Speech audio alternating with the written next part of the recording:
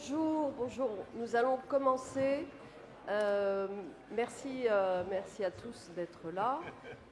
Notre session porte sur la finance. La finance peut-elle mieux servir l'économie? Alors déjà, dans la question, on a le mieux, c'est-à-dire que la question porte en elle-même la critique. La finance, c'est vaste, hein, c'est des milliards et des milliards de dollars ou d'euros brassés par des millions de véhicules, d'institutions, les banques centrales, les banques tout court, la bourse, les assureurs, les fonds d'investissement, et j'en passe, les fintechs. Tous peuvent mieux faire, apparemment. Et puis l'économie aussi, c'est très très vaste. Je vous épargne une énumération. Mais je vais laisser nos éminents participants nous éclairer là-dessus, vous éclairer. Mais je pense qu'on va parler d'économie inclusive, durable, de normes prudentielles, de régulation, peut-être aussi de blockchain, et puis de lutte contre les transactions illégales issues des circuits financiers. Avant d'entrer dans le vif du sujet, je vais vous présenter les membres de ce panel. Dans l'ordre de parution et de prise de parole. Alors, à mes côtés, Michel Sicurel. Vous êtes le premier, je suis désolée. Ancien dirigeant de la compagnie financière Edmond Rothschild. Vous avez fondé un club d'investisseurs multimillionnaires baptisé La Maison. Et avec vous, le ruissellement n'est pas un mot creux. En avril, vous annonciez d'ailleurs que La Maison va déployer 100 millions de dollars dans les startups israéliennes. À vos côtés, Luis Awazu Pereira da Silva. Alors, pour un journaliste, vous êtes un gros consommateur de signes.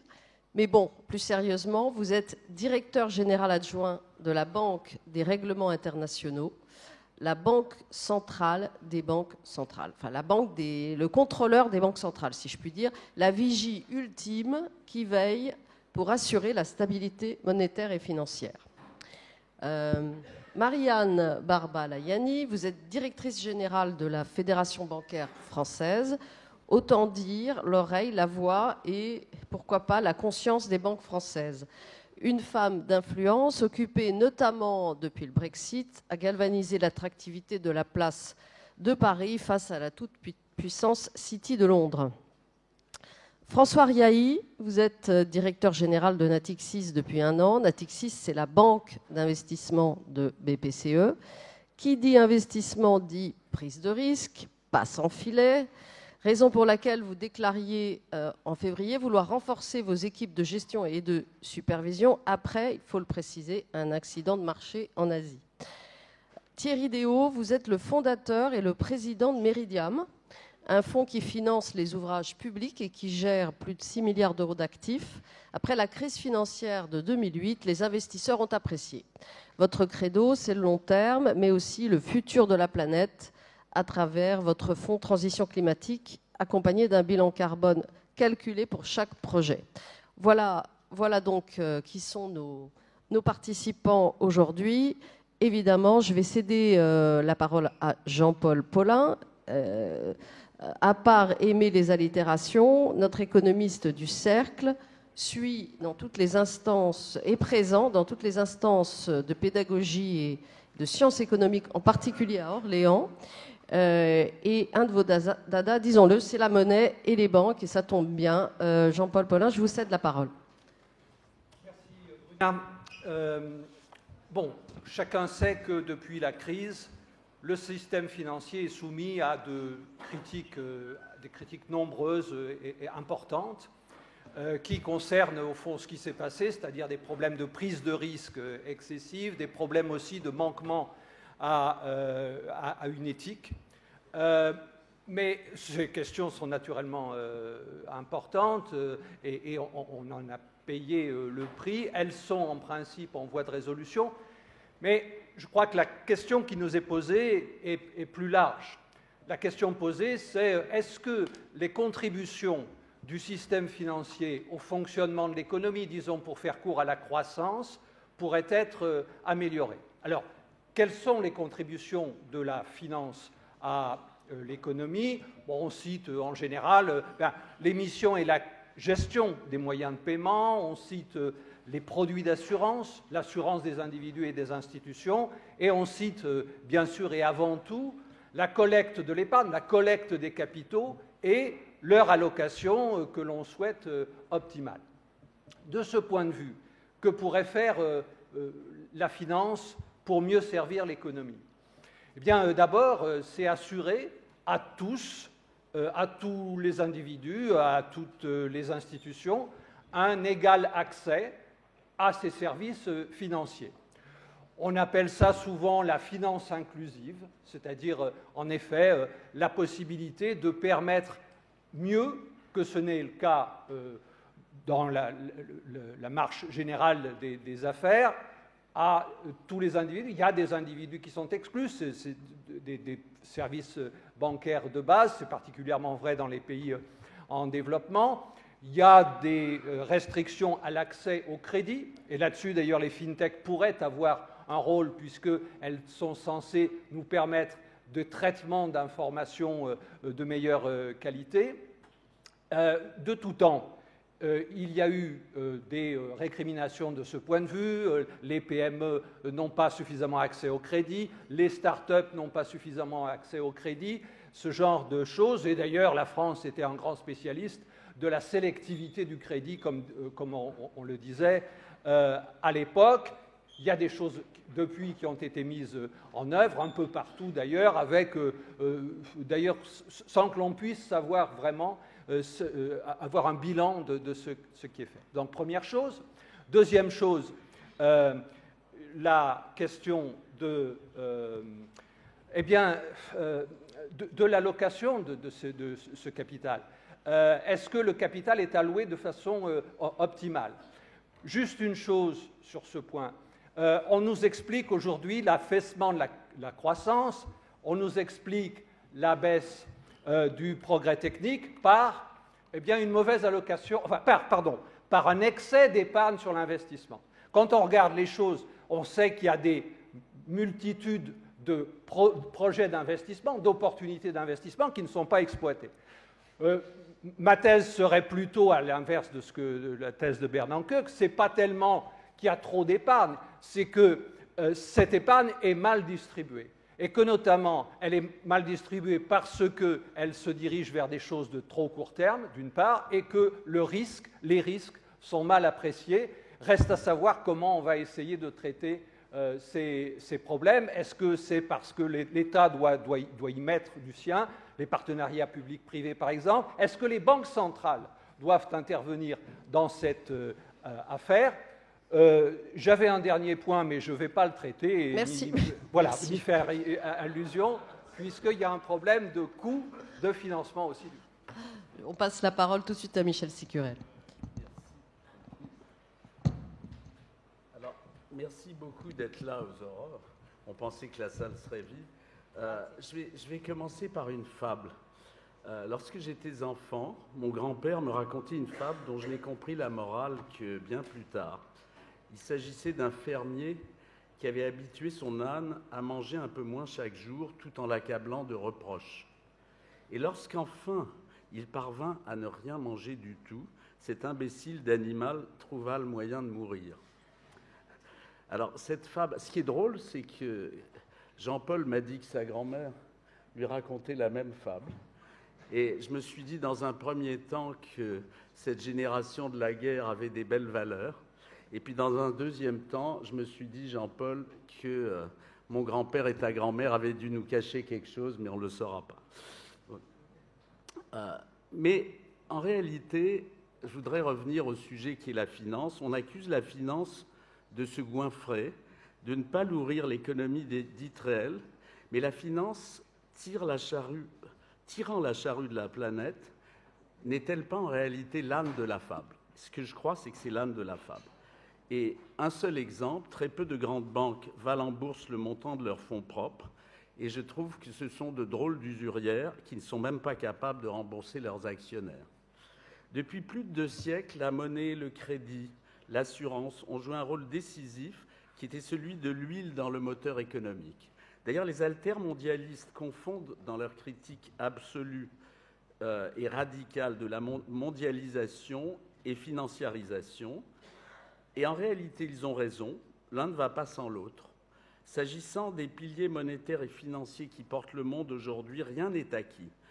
Par exemple, la guerre commerciale des super-grands esquisse, sous la pression des nationalismes, un retour au troc du Moyen-Âge.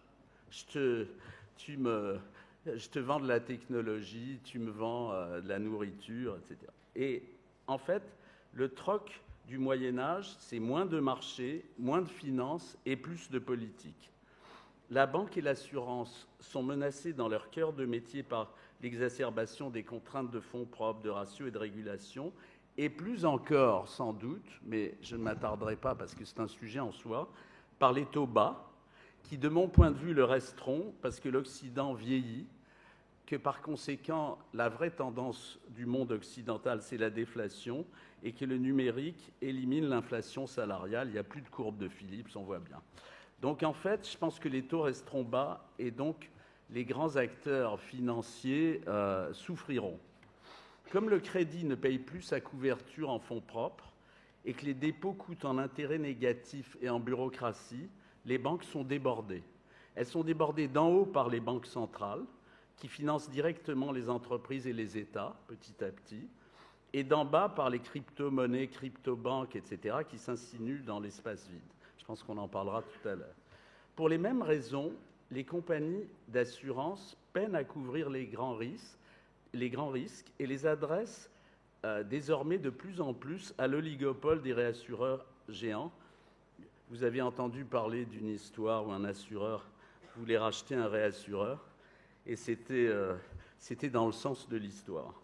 Banques et assurances deviennent peu à peu de simples commerçants du service quotidien à faible marge, où les nouveaux acteurs disruptifs font irruption avec une liberté, une souplesse et une réactivité très menaçantes pour les grands. Ainsi, un grand assureur m'expliquait il y a quelques années qu'il avait investi dans Blablacar, c'est vraiment un très grand, il avait investi dans Blablacar car cette start-up allait devenir son concurrent. De fait, l'intermédiation financière qui a porté 2 siècles de développement économique se fragilise. Alors bien sûr, la finance a connu des crises et des abus graves. Mais n'en déplaise à l'opinion courante, il est trop commode d'en faire la coupable de tous les maux pour masquer les dérives des politiques occidentales face à 30 ans de mondialisation. En fait, les démocraties occidentales ont manqué de courage. Elles n'ont pas eu le courage de serrer la ceinture du citoyen électeur lorsque le citoyen consommateur trouvait intérêt à confier au monde émergent le soin de produire moins cher. Et lorsqu'on produit plus qu'on consomme, il y a une seule réponse, la dette. De même, il y a 20 ans, pour prendre cet autre exemple, l'Amérique unanime, gouvernement, élus des deux bords, la Fed, le dieu Greenspan en tête, qui m'a dit 6 mois avant la crise des subprimes que l'immobilier baisserait jamais. Il l'a dit les yeux dans les yeux. A jugé que l'accession à la propriété pourrait apaiser la lower middle class, qui était menacée de déclassement dans la mondialisation. Et encore une seule réponse, la dette. Ainsi, les lâchetés politiques ou les équations économiques insolubles, toutes les complexités extrêmes d'une économie mondialisée ont trouvé une solution unique, la dette et la finance, de sorte que la planète fait paresseusement la planche sur le dos, portée par une liquidité qui dépasse 200 000 milliards de dollars, c'est-à-dire 2,5 fois le PIB mondial. Et les intermédiaires financiers qui ont fait le job sont très injustement perçus comme des parasites. De façon générale, l'ère de l'Internet, c'est l'ère du court-circuit et du court-circuit des intermédiaires de toutes sortes. Et ce qu'on voit dans la distribution, on le voit évidemment dans la finance. On commence à le voir dans la finance. D'ailleurs, la désintermédiation est déjà très avancée dans le modèle américain, puisque les marchés assurent les 3/4 des besoins de financement contre 1/4 seulement en Europe. C'est la détention directe d'actions ou de dettes qui devient progressivement la réponse aux besoins de financement du monde. La bourse joue évidemment le rôle central, mais elle est suspectée par l'opinion d'être l'esclave des actionnaires avides et court-termistes. et par ces mêmes actionnaires d'être l'esclave des banques centrales ou des tweets de Trump. Le capital investissement, au contraire, me semble atteindre l'âge d'or peu à peu. À l'abri de l'écume des jours, parce qu'il n'est pas coté, proche de l'entreprise, en organisant une vraie solidarité à moyen terme entre l'actionnaire et les équipes, très présent dans la révolution numérique, cet outil financier émergent cumule à la fois la bonne renommée et la ceinture dorée, à l'inverse des intermédiaires financiers qui cumulent la mauvaise renommée et la ceinture pas du tout dorée. Déjà en 2018, le volume des transactions en private equity a dépassé celui des grandes opérations boursières. Pour relever les défis du XXIe siècle, ceux du numérique, de la biotech, de l'écologie, de la démographie, il faut beaucoup plus de capital, prenant beaucoup plus de risques. C'est clairement la mission de cette finance émergente que les États doivent favoriser. Plutôt que de persécuter les capitalistes, il faudrait les multiplier, et d'abord en y associant les patrimoines plus modestes qui ne touchent plus rien sur l'épargne sans risque, sans pouvoir investir à risque. Il faut assurer aux classes moyennes le profit du risque et la sécurité du sans risque. C'est une affaire d'État, et c'est à l'Europe qu'il revient d'innover sur ce thème, car il est évident que la social-démocratie à l'européenne est à bout de souffle. On voit bien que les États-providence ont les poches vides et que les classes moyennes sont fragilisées par l'assistanat. La France, qui est championne du monde de la redistribution, fabrique des gilets jaunes insatiables. C'est maintenant qu'il faut associer les classes populaires au succès de la finance émergente pour éviter que son image ne se dégrade aussi. Je suis au bout. D'accord. Oui, vous êtes vraiment au bout. Alors, j'ai juste encore 3 phrases. La France a toutes les raisons d'embarquer l'Europe, qui a toutes les raisons de la suivre dans cette innovation politique majeure, qui offrirait un souffle en direction des peuples. C'est à la portée de la zone euro, puisqu'il suffirait d'offrir aux épargnants modestes ce placement à fort rendement centré sur les grands enjeux européens. Il faut le faire, et maintenant, c'est une urgence pour le monde occidental, car il faut populariser le capitalisme avant que le capital ne popularise la haine. Voilà, pardon. Merci Michel. Oui.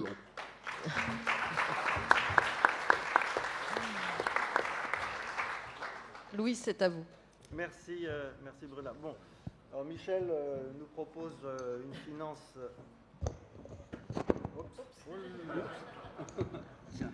Michel nous propose une finance, disons presque poétique.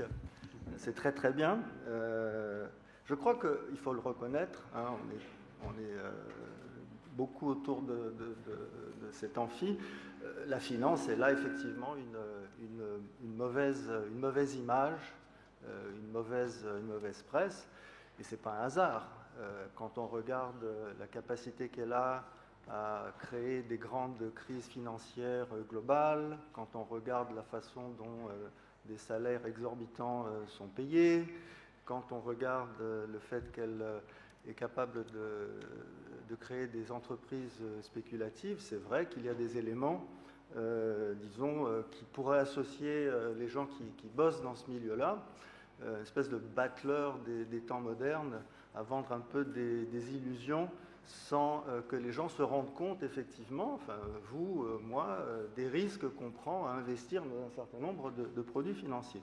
Mais je pense qu'il ne faut pas simplement s'arrêter à cette image. Je crois que Jean-Paul le rappelait, la finance, elle remplit, quand elle est bien faite, une fonction sociale utile et extrêmement importante dans l'économie réelle, qui est justement de faire en sorte que l'épargne des gens va vers des gens qui vont investir dans des entreprises, des projets productifs. Mais alors donc, question, comment redonner un peu confiance dans cette finance et mieux servir l'économie? Moi, je dirais trois trucs. Premier, évidemment, faire en sorte qu'il faut éviter que la finance suscite des crises périodiques, et notamment la dernière qu'on a vue, qui est une crise globale de la finance dans le monde entier. Et pour ça, moi je viens de la Banque des règlements internationaux, donc c'est la banque de la régulation bancaire globale. Il faut de la régulation, il faut de la régulation de la finance. c'est pas pour brimer la créativité, c'est pour essayer de créer un juste milieu. Pensez un peu au code de la route. Il faut savoir diriger à une certaine vitesse lorsque la route est plus sinueuse. Il faut conduire à une vitesse plus faible. Il faut que la voiture soit bien calibrée, que les pneus soient... Enfin, toutes les consignes de sécurité qui feraient qu'avec de la régulation bien faite, on puisse à la fois associer de la créativité financière et de la sécurité pour le système dans son ensemble. Ensuite, deuxième truc, je pense qu'il faut une dimension éthique à la finance, une dimension de valeur. Il faut combattre les excès, il faut combattre le blanchiment d'argent, il faut combattre les pyramides de Ponzi, il faut combattre les histoires qu'on raconte aux petits épargnants pour attirer leur épargne. Et cette dimension éthique, c'est presque un peu, c'est pas la poésie de Michel, c'est presque, je dirais, philosophiquement, une espèce d'impératif catégorique de la finance. Et puis ensuite, troisième truc, il faut utiliser les opportunités qui se posent, qui aujourd'hui existent, des nouvelles technologies dans la finance, pour essayer justement de faire en sorte qu'elles remplissent encore mieux cette fonction sociale que décrivait Jean-Paul, et en particulier, je dirais, dans trois dimensions. D'abord, est-ce que ces nouvelles technologies, peut-être il y reviendra dans le débat, est-ce qu'on peut réduire les inégalités avec ces nouvelles technologies dans la finance? Alors Jean-Paul en a parlé un petit peu puisqu'il a dit inclusion financière. Donc réduire les inégalités avec les nouvelles technologies, ça pourrait redonner confiance à la finance. Ensuite, il faut vraiment financer l'innovation, c'est-à-dire sortir un peu des produits de très court terme et faire en sorte qu'avec ces nouveaux instruments financiers, on puisse financer le développement à plus long terme des sociétés et des économies, et y compris transférer des ressources aux pays en développement. La finance, ce n'est pas simplement quelque chose qui se passe à l'intérieur d'un pays, c'est quelque chose aussi transnational.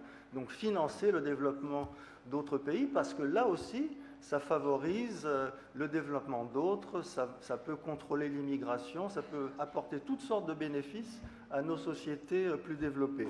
Et finalement, et c'est peut-être la chose la plus importante, et je pense que d'autres ici vont en parler, renouer la confiance avec la finance en finançant la transition énergétique. C'est la finance verte, c'est faire en sorte que non seulement l'innovation est financée, mais faire en sorte que cette finance, je vais économiser du temps, donc les autres vont pouvoir parler un petit peu plus, faire en sorte que cette finance puisse justement contribuer à combattre le changement climatique en finançant l'innovation qui puisse permettre justement ces actions contre le réchauffement. Donc, renouer la confiance, avec une finance qui réduise les inégalités, qui soit plus éthique et qui finance le changement, le combat contre le changement climatique. Merci. Merci.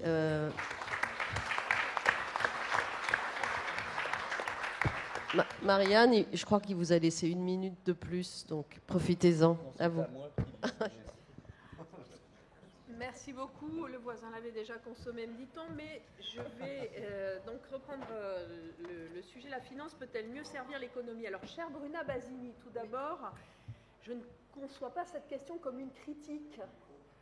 C'est évidemment la question qu'on doit se poser tous les jours quand on est dans la finance, et je vous rassure, c'est effectivement ce que font les banquiers français. Deuxièmement, est-ce que la finance est si mal vue que ça? Je rappellerai que 83% des Français ont une bonne image de leur banque, sondage BVA. Donc dès qu'on est dans sa banque et dans la relation qu'on a avec sa banque, l'image est bonne. Alors sur les sujets que j'ai souhaité mettre en avant aujourd'hui, les sujets clés sur la finance, comment est-ce qu'on peut mieux servir l'économie? J'en ai 4 plus 2. Alors, je vais essayer d'aller vite. Tout d'abord, c'est évidemment financer l'économie. Ça peut paraître basique, mais c'est quand même le métier. Et c'est ce que nous devons faire et ce que nous devons faire sans arrêt mieux. Financer la transition énergétique. On vient d'en parler un petit peu. Je crois que François Riahi développera ce point, mais j'en parlerai un petit peu également. Ensuite, c'est l'inclusion bancaire et financière. Proposer un service bancaire qui soit adapté à tous les Français. Et enfin, c'est l'innovation. Comment apporter l'innovation et comment l'apporter dans la confiance. Dans chacun de ces domaines, je voulais dire en quelques mots où est-ce qu'on en est, mais aussi comment est-ce qu'on peut faire mieux. Alors tout d'abord sur le financement de l'économie, cher Jean-Paul Paulin, on finance bien l'économie en France. 95% des demandes de crédit d'investissement des PME sont acceptées en tout ou partie dans les banques et on a un taux de croissance du crédit aux entreprises qui est de 6,8%. On finance d'ailleurs tellement bien que nos autorités considèrent qu'on finance un peu trop. Donc on nous met quelques coussins supplémentaires de fonds propres pour nous inciter à faire moins de crédit. Ce qui est une vraie question parce que le crédit est quand même un des moteurs de l'économie et de la croissance. On finance particulièrement bien en France puisque, je le disais, on est à 6,8% de taux de croissance du crédit aux entreprises. On est à 2,7% de croissance dans la zone euro. C'est là que se pose la question de comment est-ce qu'on peut mieux faire. On parlait d'allocation des ressources tout à l'heure. Une des manières de mieux faire, et c'est un chantier collectif, c'est de se débrouiller pour que la zone euro ait une allocation de l'épargne et une allocation de la liquidité et des capitaux qui soit un peu meilleure qu'aujourd'hui. En clair, et je pourrais le développer s'il y a des questions, aujourd'hui on est théoriquement en union bancaire et on est effectivement en union bancaire dans la zone euro en matière de supervision. On a un superviseur unique et je vous rassure, on est très très très bien régulé maintenant depuis Francfort. La question c'est comment est-ce qu'on peut faire pour que toute la zone euro bénéficie de conditions de financement optimales puisque au moment où le crédit croît de 6,8% en France, il y a encore un certain nombre de pays dans la zone euro où on est en attrition du crédit, alors même qu'on est en union bancaire. Et aujourd'hui, on ne peut pas faire circuler les capitaux et la liquidité librement à l'intérieur de notre zone euro. Donc, un des grands chantiers auxquels on doit s'atteler pour mieux financer, mieux servir l'économie, c'est de faire une régulation bancaire qui permette de mieux faire circuler les capitaux à l'intérieur de la zone euro.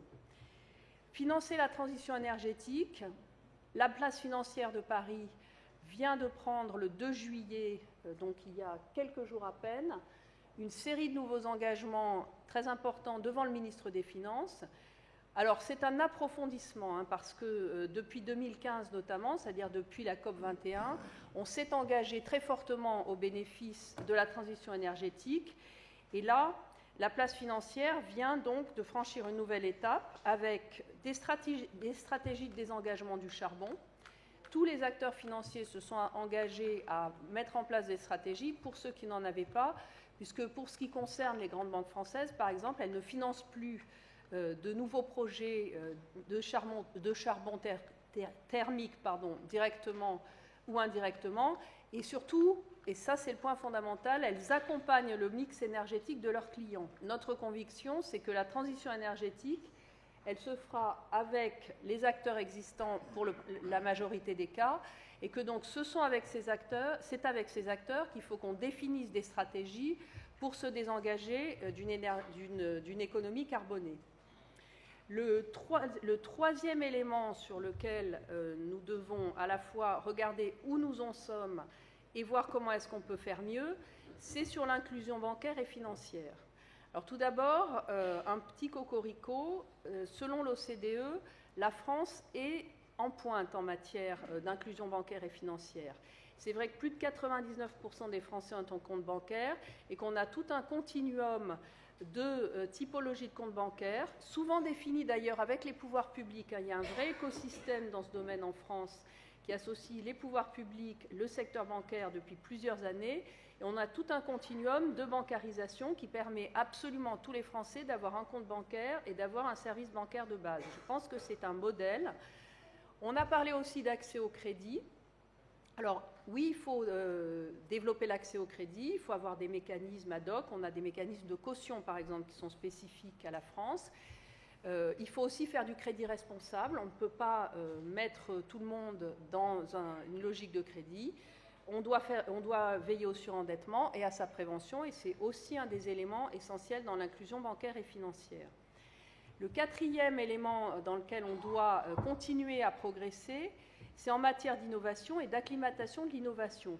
Oui, l'innovation peut être une manière de faciliter une finance inclusive, de faciliter une finance qui s'oriente bien dans l'économie et qui favorise une bonne allocation de l'épargne. Mais il faut aussi que cette innovation se fasse dans la confiance, autrement ça ne marche pas, qu'elle se fasse à un rythme qui est acceptable pour tous, pour tous les Français.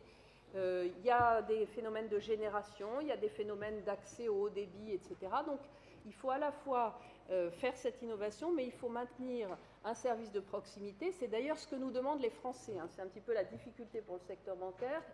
Dans l'aspect d'inclusion bancaire dont je parlais tout à l'heure, il y a aussi cette demande de proximité physique, ce qui est le cas des banques françaises. On a plus de 36 500 agences bancaires sur le territoire qui sont plus près des Français. Et il faut aussi les accompagner vers l'innovation. Je vais citer un exemple qui à mon avis, qui montre bien comment ça peut fonctionner. Le paiement sans contact. Je pense que tout le monde ici utilise maintenant sa carte pour faire du paiement sans contact. C'est une innovation qui a complètement explosé en France au cours des dernières années. On avait 1 milliard de paiements sans contact il y a 2 ans, on en a 2 milliards cette année, et le taux d'équipement s'est beaucoup développé. La confiance est là, les Français sont convaincus maintenant et les commerçants, ce qui est très important, de la possibilité de bien utiliser ce service. Comment est-ce qu'on peut continuer à s'améliorer? En prenant là aussi des engagements vis-à-vis de nos clients, c'est-à-dire de leur assurer que leurs données sont protégées, que leurs fonds sont protégés et que toute l'innovation qui est apportée au travers des applis bancaires, au travers des nouveaux services, etc., se fait toujours dans la sécurité et dans la confiance. Alors mon temps est écoulé, mais je voulais aborder 2 points en conclusion, donc je vais le faire très rapidement en profitant de la minute qui m'a été laissée. Dans les choses que nous devons faire mieux, il y a effectivement le sujet d'intégrité du système financier, prévention du blanchiment et du financement du terrorisme. C'est un domaine dans lequel les banques sont investies depuis de très nombreuses années. On représente l'immense majorité des déclarations de soupçons qui sont faites auprès de Tracfin. Évidemment, là aussi, il faut qu'on continue à travailler pour s'améliorer et notamment mieux détecter les typologies complexes, etc. Donc ça, c'est un sujet sur lequel, évidemment, nous travaillons beaucoup et je pourrais y revenir s'il y a des questions. Enfin, il me semble qu'il y a une mission essentielle pour la finance française et la finance européenne, c'est d'assurer l'indépendance de nos circuits de financement en Europe. Je pense que c'est un enjeu absolument clé. L'Europe se plaint beaucoup d'être devenue une colonie numérique.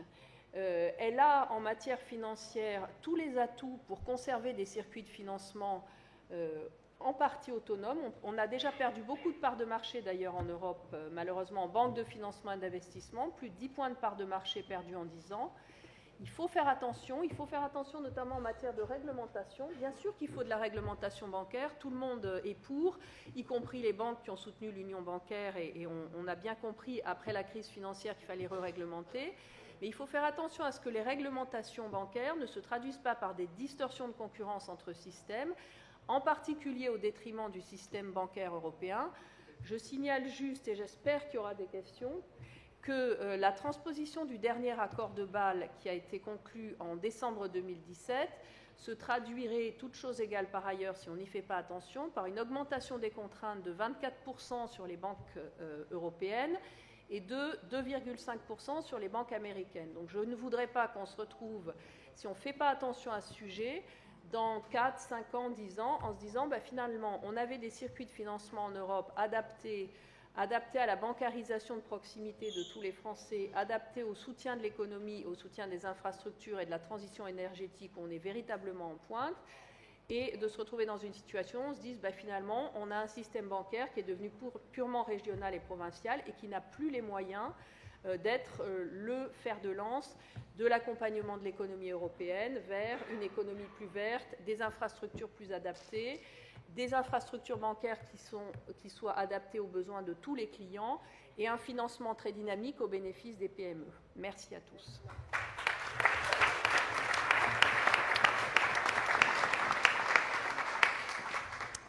Je passe la parole à François Riahi.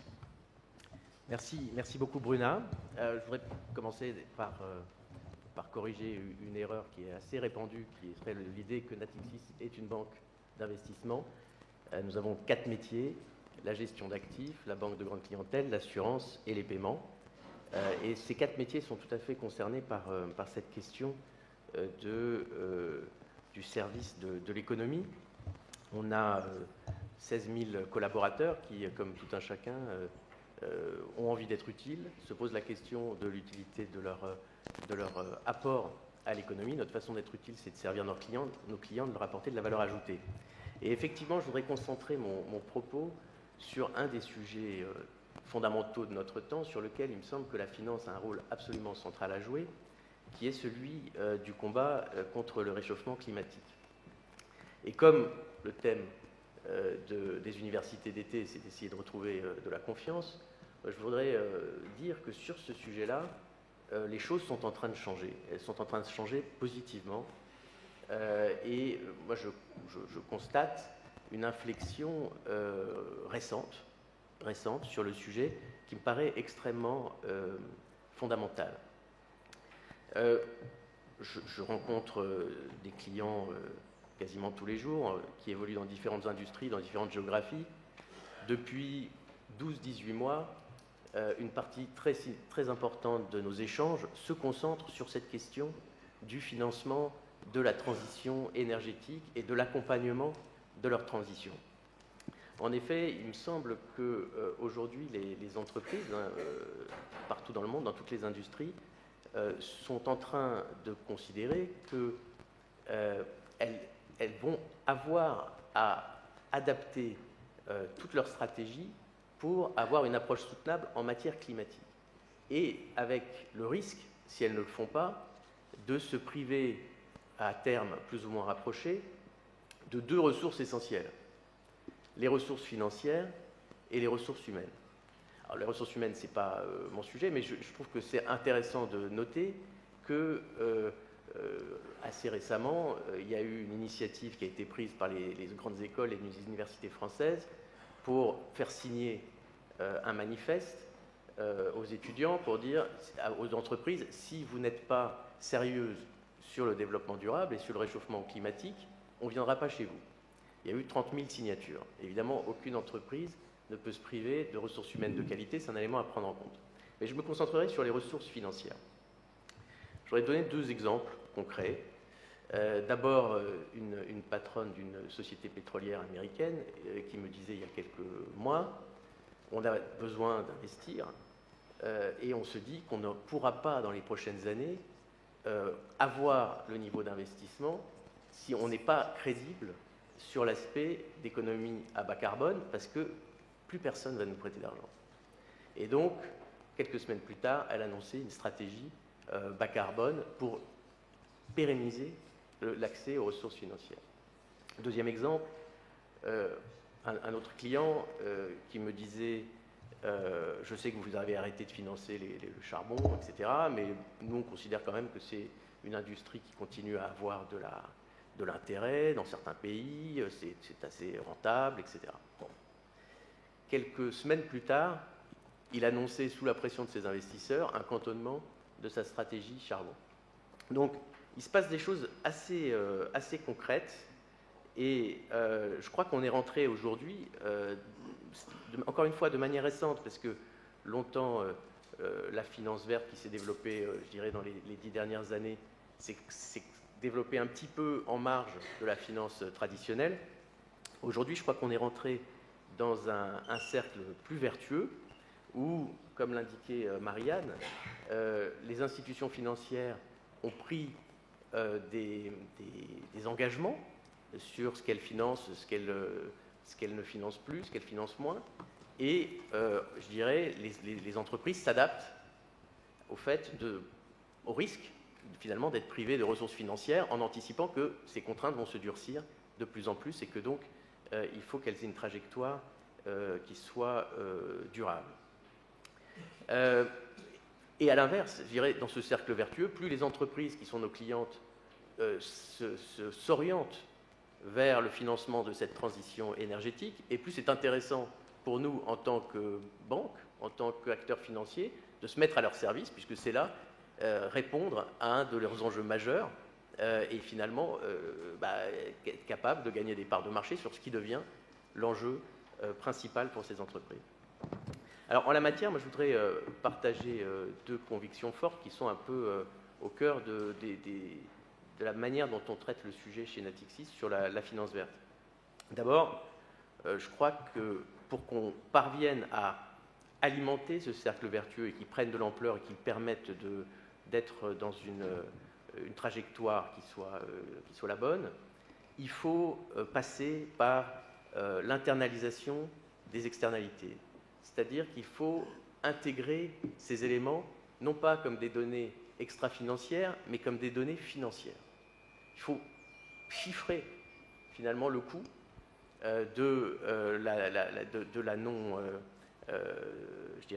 du non-respect de ces trajectoires et l'intégrer dans les calculs financiers. Je pense que c'est comme ça qu'on aura le plus d'effet.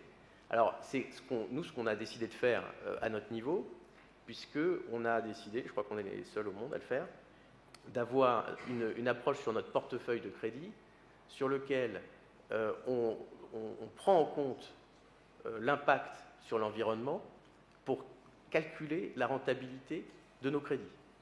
Et donc, on a fait un travail titanesque, c'est de passer ligne à ligne le portefeuille, un travail de taxonomie, un travail informatique pour que dans nos systèmes, quand on fait tous nos calculs de profitabilité, on prenne ça en compte. Et à la fin, quand on a une décision d'investissement, une décision de financement, on regarde la profitabilité du crédit en prenant en compte un bonus-malus. Bonus si le financement contribue à la transition énergétique, malus s'il n'y contribue pas, ou si le contraire il va dans l'autre sens, ce qui en fait permet d'intégrer dans le calcul économique l'orientation de nos financements. Et ça, je crois qu'on le fait parce qu'on y croit et parce que je pense que c'est l'orientation qu'on doit prendre la finance sur cette finance verte.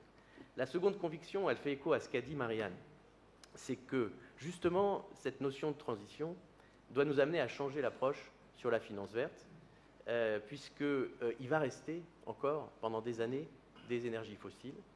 Même si la part des énergies renouvelables va progresser, la question, c'est la question de la transition, c'est la question d'avoir des énergies fossiles qui sont de moins en moins polluantes, c'est la question du mix. Et pour faire ça, il faut qu'on adapte nos outils avec une notion, non pas d'avoir d'un côté de la finance verte et de l'autre côté de la finance traditionnelle, mais d'avoir au sein de la finance cette prise en compte de la dimension de trajectoire. Donc c'est ce qu'on fait avec ces éléments sur le financement, mais je vous donne un deuxième exemple. Notre compagnie d'assurance s'est engagée à diriger ses investissements en respectant une trajectoire 2 degrés. Et là aussi, c'est une notion de trajectoire qui permet non pas de dire, voilà, on s'interdit, alors ils s'interdisent aussi certains investissements, mais on s'interdit les fossiles, etc. Mais dans le mix et dans l'évolution, on va être dans une trajectoire soutenable. Voilà, donc je crois que c'est vraiment un sujet majeur sur lequel la finance va être un élément moteur pour pouvoir respecter cette trajectoire. Et pour reboucler sur mon sujet de ressources humaines, moi ce que je constate, c'est que ces initiatives, elles sont extrêmement motivantes pour nos salariés qui, eux aussi, veulent être dans cette logique positive d'accompagner la transition. Et donc, c'est évidemment un élément de mobilisation majeur. Merci. On l'a compris. Natixis est une bonne marque employeur, n'est-ce pas? Je passe la parole à Thierry Déault. Bonjour à tous. D'abord, je vais essayer de remonter la note positive après le choc du requiem déjanté d'hier soir. On est peut-être un peu déprimé. Donc, d'abord pour dire que nous sommes plutôt fiers de la finance que nous faisons. On n'est pas dans un monde défensif. Et il y a beaucoup d'autres qui peuvent être fiers de la finance qu'ils utilisent. Pourquoi? Parce que nous regardons la finance comme un outil et pas comme une finalité.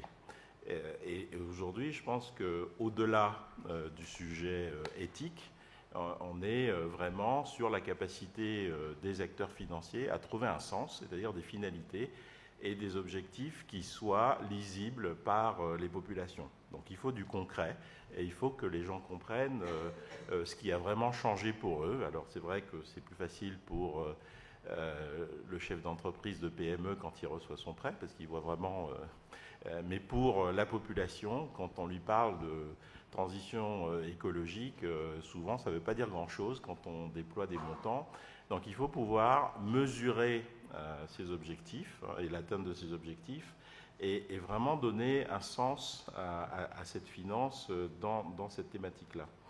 Et aujourd'hui, il se pose à la fois deux questions, donc cette question de la qualité et du sens et de l'objectif, et la question du volume, puisque nous sommes à un tournant de transition, pas seulement écologique, mais économique, démographique, et quelque part sociétal pour beaucoup de choses. Et ce tournant ne peut être accompagnée par la finance que si elle a une vision long terme de ses objectifs. Et là, je pense que c'est un peu la différence fondamentale dans cette capacité d'appréhender l'avenir. C'est qu'une finance qui ne pense qu'à un an ne peut pas appréhender l'avenir si elle ne pense pas long terme. Donc c'est ce long terme qui permettra d'appréhender les transitions, qu'elles soient écologiques, qu'elles soient démographiques, comme je disais. Et donc pour ça, il y a quand même eu une petite révolution, même si elle est passée. On a surtout parlé de la conférence climat de la COP21 en 2015, mais on a peu parlé des fameux INDC, qui sont les contributions des États, parce que d'abord la France n'a même pas réussi à faire les siens, mais plutôt, et on a très peu parlé des objectifs de développement durable que 180 pays, sur lesquels se sont accordés 180 pays à l'ONU, qui définissent aujourd'hui un certain nombre d'objectifs concrets. Et on parle, la transition énergétique en fait partie, soit dans l'accès à l'énergie propre, soit dans l'action contre le climat, mais aussi le développement économique et les emplois durables font partie de ces objectifs, comme l'égalité homme-femme ou autres. Donc il y a quand même aujourd'hui un certain nombre de pays qui ont bâti leur stratégie d'investissement et qui, en ce sens, sont capables de dialoguer avec la finance et avec les investissements pour réussir à atteindre ces objectifs.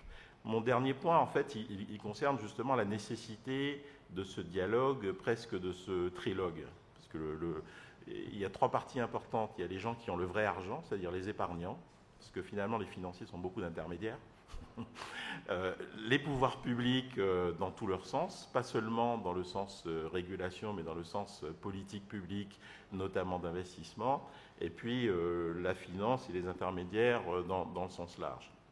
Ce que ne voient pas, par exemple, les PME qui sont financées par les banques françaises, c'est qu'une bonne partie de ce financement est possible grâce au partage de risques entre la puissance publique, qu'elle soit européenne ou la banque ou la BPI en France, du risque que peuvent prendre les banques sur ces PME.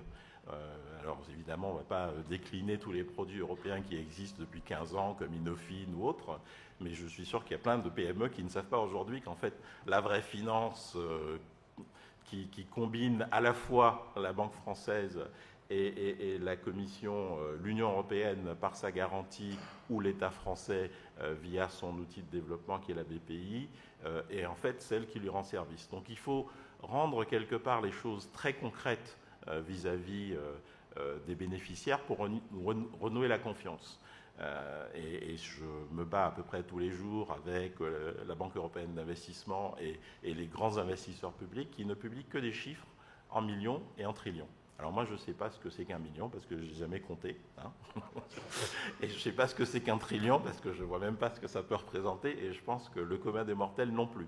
Mais le commun des mortels comprend les 5 emplois créés à côté, le service public de proximité hospitalier, et toutes ces autres choses. Donc en fait, on a besoin, au-delà des débats et des initiatives qui sont nombreuses et louables, d'atterrir sur du vrai concret et de traduire, grâce justement aux objectifs de développement durable qui permettent plein de méthodologies, y compris sur la trajectoire des 2 degrés, d'arriver à traduire en termes plus concrets pour les populations ce que peut vraiment faire la finance, parce que je pense qu'elle peut faire beaucoup. Et le troisième point sur ce trilogue, c'est qu'aujourd'hui, il faut favoriser l'investissement des épargnants vers justement ces projets concrets. Aujourd'hui, la loi Pacte, par exemple, va permettre de faciliter l'accès à des produits comme les infrastructures ou autres aux épargnants à travers les assurances vie, mais ce sont des sujets qui permettent un lien direct entre ces épargnants qui mettent leur retraite, en France en tout cas, souvent dans les assurances-vie, et les actifs qu'ils financent, qui sont des actifs de proximité en France. Voilà, merci. Merci. Bien, je vais tout de suite passer la parole à la salle, à vous, puisque chacun ici a eu le temps de s'exprimer, de cerner le sujet. Est-ce qu'il y a des questions? Oui, monsieur.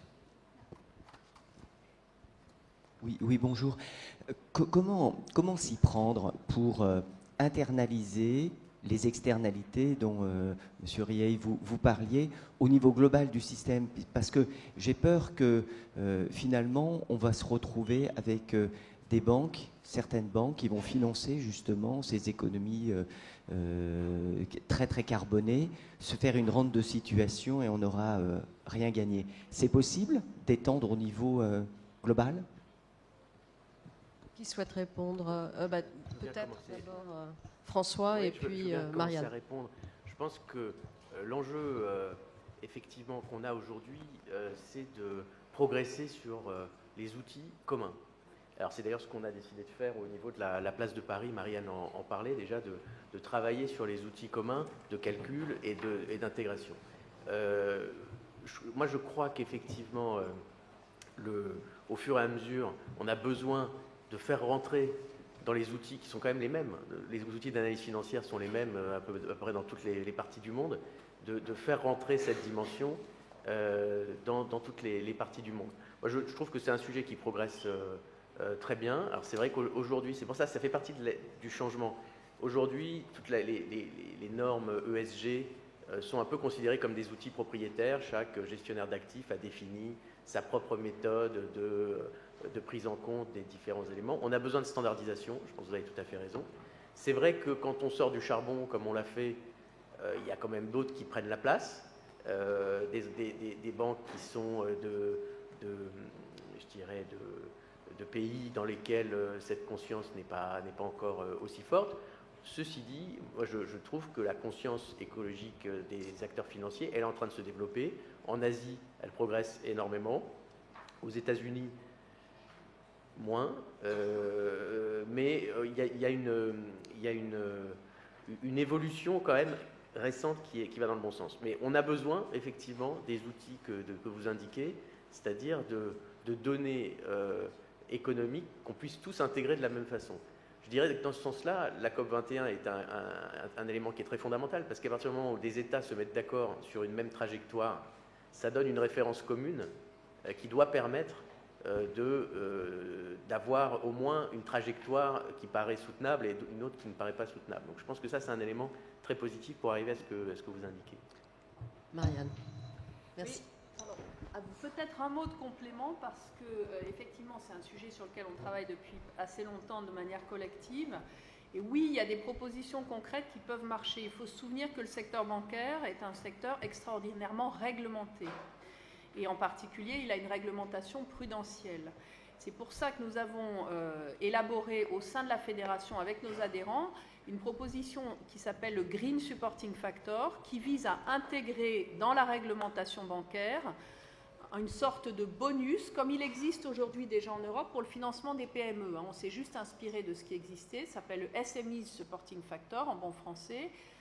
On a imaginé cette proposition de Green Supporting Factor qui vise à décarboner les bilans bancaires. Donc il y a un vrai fondement prudentiel, parce qu'aujourd'hui, tous les régulateurs nous disent qu'il y a un risque supplémentaire à continuer à financer des actifs bruns, dirons-nous. Donc nous disons oui. C'est difficile en termes méthodologiques de définir très précisément ce que sont les actifs bruns et les actifs verts. Donc donnons un bonus prudentiel qui va inciter tout le monde, au travers du Green Supporting Factor, à avancer plus vite sur les méthodologies, parce que si on classifie et qu'on traite différemment dans la réglementation, évidemment, tout ce qui est réflexion actuellement, le mot est affreux, sur la taxonomie, sur lequel ça patine à Bruxelles depuis un certain temps, même si on essaye d'avancer assez vite, ça va accélérer.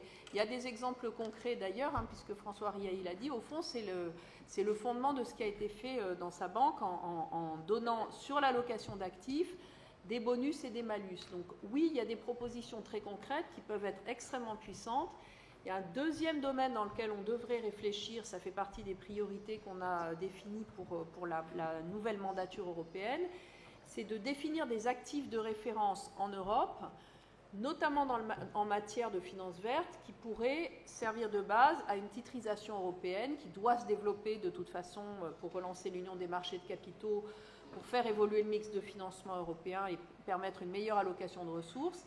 Dans ce contexte-là, on peut effectivement trouver des boosters pour la finance verte. Puis, il y a des propositions extrêmement concrètes, y compris d'ailleurs pour les particuliers. Hein, vous le disiez, oui, il faut que ça se traduise de manière très précise. Parmi les engagements qu'on a pris récemment au niveau du secteur bancaire, il y a des offres préférentielles pour financer les véhicules verts, pour financer la rénovation thermique des logements. On a travaillé avec les pouvoirs publics pour améliorer l'éco-PTZ, donc le prêt à taux zéro, pour justement les investissements de rénovation thermique des particuliers. Donc oui, on a plein d'idées. Très bien. Je pense juste que vous vouliez... un petit complément oui. sur... parce que je ne voudrais pas non plus, au-delà, sans minimiser ce qui vient d'être dit, les banques ne financent pas toute l'économie. Et donc, il ne faut pas résumer le sujet de la taxonomie à combien ça coûte au fonds propre des banques, hein, parce qu'à côté, il y a des assureurs, des investisseurs institutionnels qui financent une grande partie de l'économie. Donc, il ne faut pas les oublier parce qu'il y a quand même des pays où ils financent la majorité de l'économie, ce qui n'est pas le cas en France, certainement. Et donc, eux aussi, ils doivent faire l'effort de mesurer cet impact positif. Et c'est pour ça que je parlais des ODD. C'est que, bon, des fois, le mieux est l'ennemi du bien. C'est-à-dire que la formule parfaite où on arrive à traduire ces impacts en un coût prudentiel pour les banques, c'est très bien. Mais je pense qu'au moins sur 50% du financement en Europe, il n'y a pas besoin d'usines à gaz assez compliquées de ce type pour engager les gens dans ce calcul de l'impact. L'impact, c'est quand vous investissez dans une chaîne logistique à un port, la contribution à la croissance, il n'y a pas forcément besoin d'aller la traduire dans vos coûts de financement. Voilà.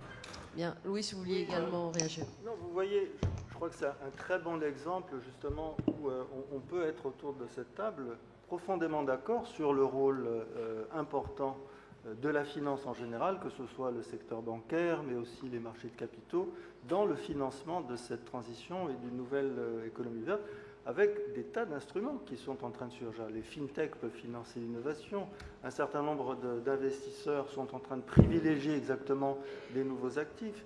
Bien entendu, il y a des questions de définition sur quels sont effectivement ces actifs verts. Il y a par exemple, les banques centrales ont créé très récemment, sous l'égide de la Banque de France, un réseau des banques centrales pour le verdissement de l'économie. Ce sont des initiatives qui sont à la fois de prise de conscience, régulatoire, de définition, de coordination avec d'autres instances régulatoires qui vont dans ce sens justement de créer ce mouvement de financement d'une transition vers une économie moins carbonée. Un exemple, par exemple, qui était cité ici, le fait qu'un certain nombre d'actifs sont des actifs qui sont des actifs à risque et que donc leurs prix de marché sont probablement aujourd'hui surestimés par rapport aux risques climatiques qu'ils représentent. Ce sont ce qu'on appelle les stranded assets, c'est les assets dont il faut organiser la transition dans le bilan des institutions financières de façon à ce que justement ce soit des bilans plus sûrs. On ne peut pas, par exemple, aujourd'hui, extraire la totalité des réserves pétrolières dans le monde avec les limites que nous nous sommes fixées par l'accord de Paris, d'essayer de limiter le réchauffement à 2%. Donc il y a des tas de problèmes à la fois financiers, techniques, de coordination qui sont en train, je dirais positivement, d'être résolus. Et je crois que c'est un des grands éléments qui peut faire que la finance puisse justement apporter un élément de confiance nouveau à la société. Finalement, c'est pas non plus exclu. Le fait qu'un certain nombre d'institutions internationales, donc de banques qui ne soient pas des banques privées, mais qui soient des banques multilatérales, des banques publiques, puissent utiliser de façon plus, je dirais, plus agressive la place qui existe dans leur bilan pour financer de façon très concrète des projets un peu à l'image par exemple du plan Juncker, des plans plus conséquents vers justement un changement et une transition de nos économies vers des économies moins carbonées. Donc il y a des choses extrêmement importantes qui sont à la fois en train d'arriver du point de vue régulatoire, du point de vue institutionnel, du point de vue de la coordination entre le secteur public et le secteur privé et entre les diverses composantes de nos systèmes financiers, assurances, banques, fonds d'investissement, et puis aussi la mobilisation de vous tous, de la société civile. C'est ça, au fond, c'est cette pression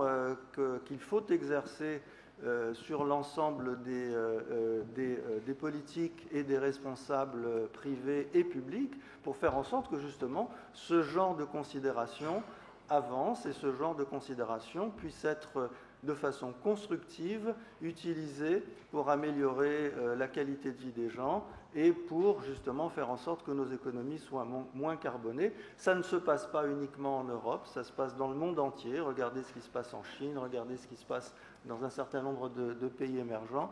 C'est en mouvement et je pense qu'il faut l'appuyer de toutes nos forces. D'autres questions? Oui. Alors, on va aller... Madame. Je vous remercie. J'ai une question sur la finance de l'économie mondiale. On constate que le financement des pays émergents vraiment diminue de façon drastique. Certes, il y a d'autres mobilisations en faveur de la finance verte, mais est-ce que les financiers que vous êtes, vous en ont conscience? Et est-ce que vous êtes vraiment conscient de la déperdition du financement en faveur des pays émergents? Qui souhaite répondre? Alors, je pense que le financement des pays émergents évolue.